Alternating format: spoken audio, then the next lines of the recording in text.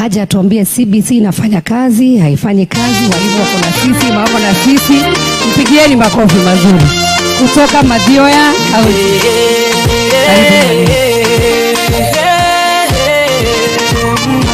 Thank you, Your Excellency, Right Honorable Raila Odinga, distinguished ladies and gentlemen. Hamjambo. God is good all the time. My name is Julius Kamau. I'm from Mathioya, but I represent teachers in Murang'a as the Executive Secretary, Kenya National Union of Teachers. Nataka nianze hivi. When people talk of the wheelbarrow and we are talking of education, those things are parallel. Sioni kama kuna wakati wheelbarrow na masomo zitapatana mahali. So I want to start from there. I want to bring greetings from the teachers I represent. I can see some teachers here in the house. And I want to unequivocally state that the teachers are behind Azimio. Walimu wako nyuma ya Azimio. In fact, we are at your beck and call, Your Excellency, because as teachers, we have learned from our past experience that we cannot be out of the government of the day. We cannot afford to be out of the government of the day, outside the government. Tulijaribu wakati mwingine, but we failed miserably. So we don't want to go that route any other time. We know, Your Excellency, you have a soft spot for the teachers of this republic. Labda watu wengi hapa hawajui that Her Excellency Aida Amolo Odinga was a teacher, and I think she still has a TSC number up to today. So we have a soft spot for teachers, and we know what you did to the teachers of this republic, especially when our leadership took us into what we can call political limbo. You played a very great role, and that is exactly why we are standing in front very strongly, still helping teachers of this republic. We would like, as teachers, now that we are pledging to support you, when you become president, and I want you to underline the word when, not if, when you become the president of this Republic of Kenya, there are some issues that as teachers, we would feel great if they are addressed, or if they were addressed. Number one, I want to start with what Mama County has talked about, the CBC. We are behind the CBC, or we support CBC 100%. However, there is one thing that is happening that we believe as teachers we need to have our input.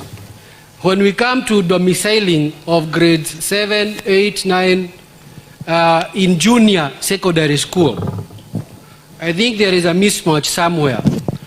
Number one, these kids are very young. You can imagine a class 7, after graduating from grade 6, you take your luggage, you go all the way to some faraway place in the name of domiciling of CBC, grade 7, 8, and 9 in high school. Number two, we believe in primary schools, there will be very many classrooms that will be left empty. So we want domiciling of grade 7, 8, 9 in primary where there is infrastructure. And again, we want the government to spend the money that it could have spent on construction of classrooms in maybe enhancing the salaries of teachers and of course building the nation.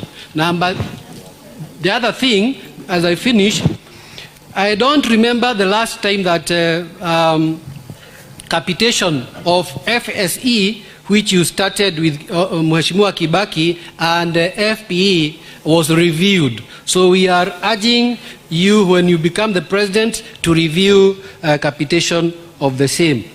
Finally, we would like to review the delocalization of teachers. I remember the president is in record talking of how delocalization would distract families of teachers. So kindly remember to look into that issue. And finally, protection of the labor movement, because we believe labor movement plays a very great role here in Kenya and across the whole republic. It is the only thing that has revolutionized the world, remembering like the Akina Tomboya and other people.